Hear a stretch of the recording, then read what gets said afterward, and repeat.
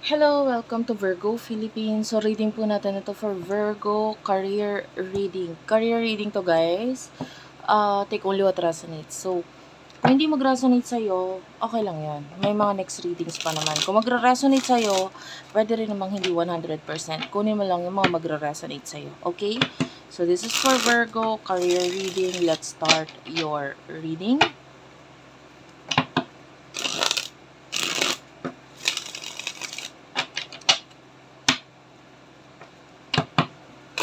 By the way, hindi ako nagbabasa ng reversal ha. Babasahin ko lang ng reversal yung card pag naramdaman kong reversal talaga yung energy niya. Okay. So, okay. Let's start for Virgo. Kunin natin yung pinaka-situation mo ngayon, main energy mo ngayon. You do have here the Ten of Cups, Seven of Swords, and the Four of Swords. Bottom of the deck is the Page of Cups and the Two of Wands. Okay. For what I can see here, pwedeng may mga bagay kang iniiwasan ngayon. Maybe you are concentrating sa iyong family or yung mismong home. You just want to be happy, you just want to be at peace. Yan, yung iba sa inyo pwedeng namamahinga ka or you want to rest from something. Ayan, and I feel like there's someone na talagang iniiwasan mo ngayon and ayaw mo kasing ma-trigger siya o ayaw mong ma magkaroon pagkakagulo or magalit or what or itong taong to. But anyway, nakikita natin and you're focusing on family, home, and happiness. Yun yung pinaka main energy mo. But yeah,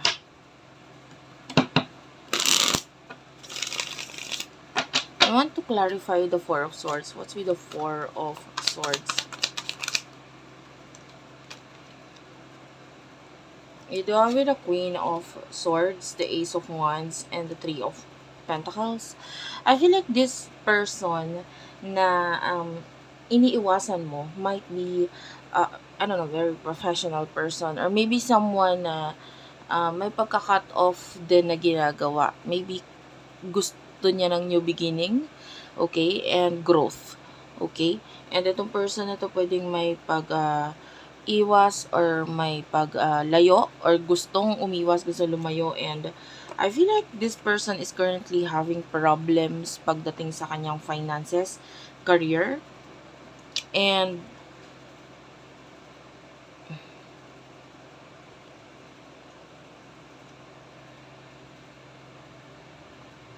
I feel like ano siya, malakas yung loob. Yan, with the Knight of Swords, because this is someone na medyo malakas ang loob, sugod lang ng sugod, but the Five of Pentacles, this is not good, kasi maaaring hindi niya alam kung ano yung sinusugod niya, or hindi niya alam kung anong possible na mangyari.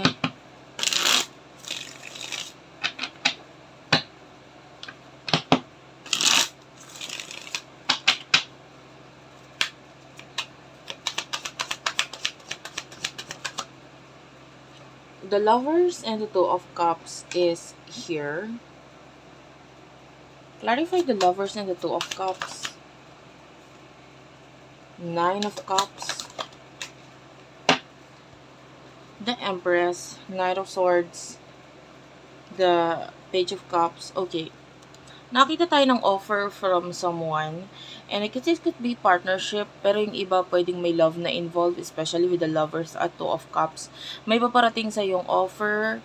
And this would happen fast with the Knight of Swords. Yung iba may love na involved. Yung iba wala. Just, completely professional or offer lang na maganda. And I can see na maybe someone is going to travel to see you and maybe yun nga to offer you this maybe partnership. Ayan. And nakikita niya kasi yung potential because you are the Empress. You are someone na I really do like. You are someone na nakikitaan ko na kaya mo. And I feel like this person pwede at yung offer niya sa'yo is hindi lang isa, but I can see back-to-back offer mula dito sa taong to. Pero of course, hindi naman agad lahat-lahat yun masasabi agad sa'yo, but unti-unti lang or whatever. Page of Swords and the Strength card. Yes, this person want to build something with you. Kaya niya ibibigay itong offer na to. Kaya gusto niya mangyari itong offer na to kasi gusto niya mag-build ng something sa'yo. Okay. What will be the outcome dito sa taong to? With regards to this offer, what is the outcome here? Spirit guides, angel guides. You do have the Justice card, the Eight of Cups, and the Page of Pentacles. Clarify the Page of Pentacles. You do have the Knight of Pentacles and the Moon. What's with the Moon? Hindi ko to kunin. I'll just get this one. The Tower is here. Okay. What I like about this is that yung outcome niya is pwedeng maging mas more honest ang bawat isa sa inyo. Like, might be because of this offer, because of this partnership, because of this pagtutulungan or partnership sa inyong dalawa. There's this honesty. The Justice card is a very honest card. You know, ito yung nagpapakita ng trust, ng honesty. And with regards to legal matter or documents, maganda yung sinasabi niya pagdating sa future. Eight of Cups is here. So, kung ano man yung offer na to, nakakita tayo dito ng honesty at magandang partnership. But of course, hindi naman porke narinig mo to ay hindi mo pa rin i-review if you are going to sign a contract or you know, maybe partnership dito sa taong to. Pag-usapan maigi at nakikita naman natin yung honesty ng bawat isa sa inyo. Magandang partnership siya actually. Very promising. You do have here the Page of Pentacles, Taurus, Virgo, Capricorn energy. So, nando talaga yung kagustuhan nitong person na to na mag-offer. Like, magkaroon ng new beginning. And then, the moon is here. This is, you know, the moon is like yung secrecy. Or, parang may mga bagay na itinatago. But then, sinabi ko nga sa'yo, hindi ko nakikitang itatago, lalo na with the Tower, this is like an ending of something. So, kung ano man yung mga itinatago, hindi sinasabi in the past, pwedeng ma-reveal yun, pwedeng masabi yun. And I noticed that there's a lot of pages here na nagpapakita. Like, kanina yung bottom of the deck is the Page of Swords. So, meron tayo dito Page of Pentacles, Page of Wands, and another 2 pages. So, nakita tayo dito ng person na parang nandun yung kagustuhan niya maging mature, yun yung gusto niya matuto ng something with you. This person wants to share you something na parang alam niya kasi na may matututunan din ako, may maibibigay ka rin sa akin, etc. This person wants equal give and take. Okay. And nakakita tayo ng magandang communication between you and this. Might be a past person, might be a person na willing magbigay or mag-invest sa'yo or maybe mag-offer sa'yo ng something na alam niyo niyang kaya mo at mapapalago mo. The Ten of Pentacles, this is money, and the Nine of Pentacles, yan. Nagpapakita ito ng positivity. I can see a lot of money dito sa pagdating nitong taong ito. Magandang partnership. The Sun, magbibigay ito ng matinding happiness or masayang happiness sa'yo. Knight of Cups, yeah. This is actually an offer card again. So, nagpapakita na magandang offer itong taong ito. Yan, an offer of pagtutulungan and partnership and maybe, yeah, I can see possible reconciliation sa inyong dalawa. Actually, magaganda yung mga nasa ilalim ng bottom of the deck. So, ibig sabihin, napaka-positive ng offer na paparating sa'yo. With the Seven of Pentacles, nakikita natin siya nag-grow. Might be in the past, hindi masyado nag-work out yung money sa'yo, hindi masyado nag-grow, especially pagdating sa business whatsoever. Parang hindi mo nakita ng potential, or kung nakita mo man, hindi naging ganun kabilis yung flow. Kailangan maghintay. Pero nakita natin na minahal mo, chinaga mo.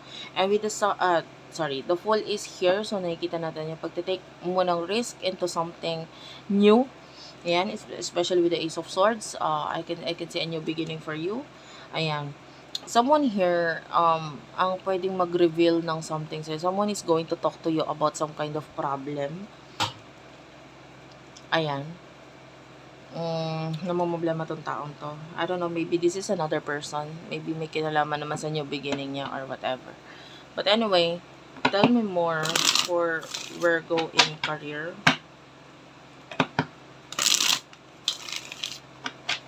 Punta tayo sa challenges. Ano yung mga challenges para sa'yo?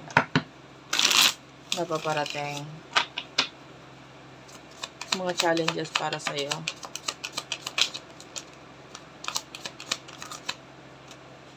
The Judgment, the High Priestess, the Three of Wands.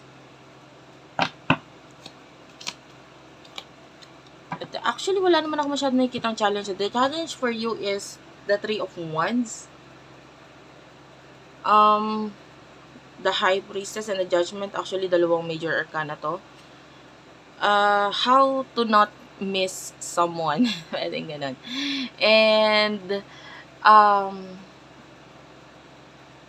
yung iba hindi naman challenge yun kasi, you know, it's just emotions. Pagdating sa,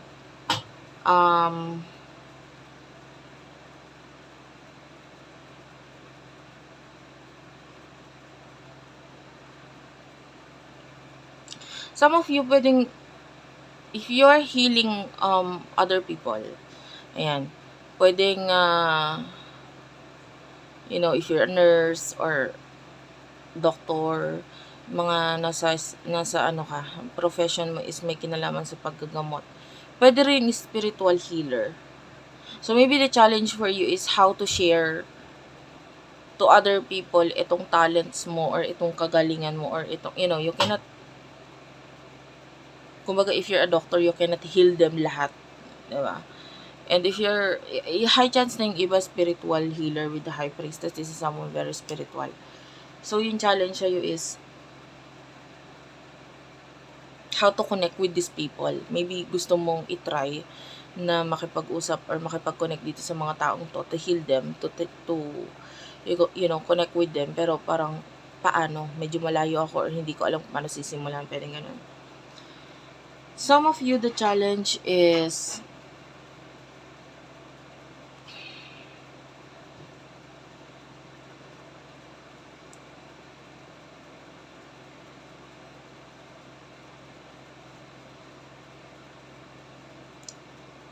actually, honestly, hindi ko nakikita may kinalaman sa career but rather love. Maybe there's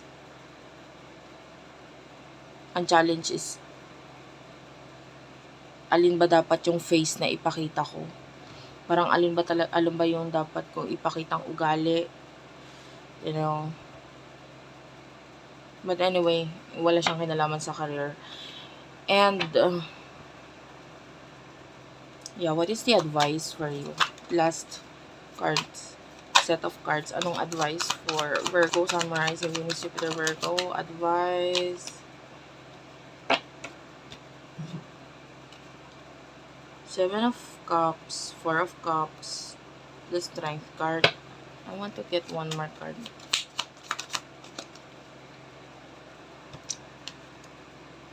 Six of Pentacles.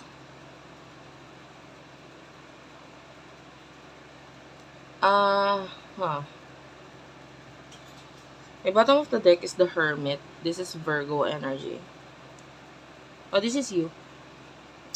So, ang advice for you is keep on dreaming, you know. Keep on manifesting. Malaki talaga yung nagiging effect ng manifestation mo. And nakikita natin na nailalagay siya sa reality. And with the Four of Cups,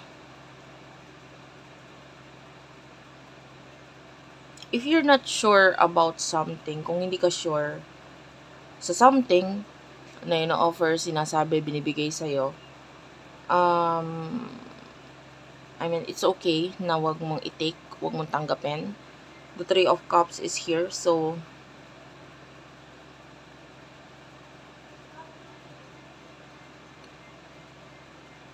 yung iba, kung feeling mo hindi ka na mag-grow regarding something, regarding a friend or some kind of partnership or sa mga tao, no, release them. Hayaan mo na lang. You know? And with the Strength card, this is Leo energy. You can handle everything. You know? Nakikita natin, hindi ka na ganun. Katulad ng dati. No? You can protect yourself. You can handle yourself. And the Six of Pentacles. You have a lot of, you know, parang bagay na kaya mong ibigay. Kaya, huwag mong isipin na may kulang ka, may hindi ka kaya, gano'n. For what I can see here, you can help yourself, you can help other people. The way I see this, sila pa yung may mga kailangan sa'yo. And the Hermit is here. This is the right time na ikaw ay mag-hermit mode. You know what is a hermit mode? Yung parang, ito literal na ermitanyo. You know, mas mag-focus ka sa sarili mo or dumistansya ka or lumayo ka, you know, be on a hermit mode. Diba? You know what a hermit crab is? Diba, may sarili siyang shell. Ayan. And, you can carry yourself, you can handle yourself. Yung iba sa inyo, maybe the advice is to stay at home and allow or hayaan mo lang yung mga dadating or yung connection or mga messages na paparating sa iyo because I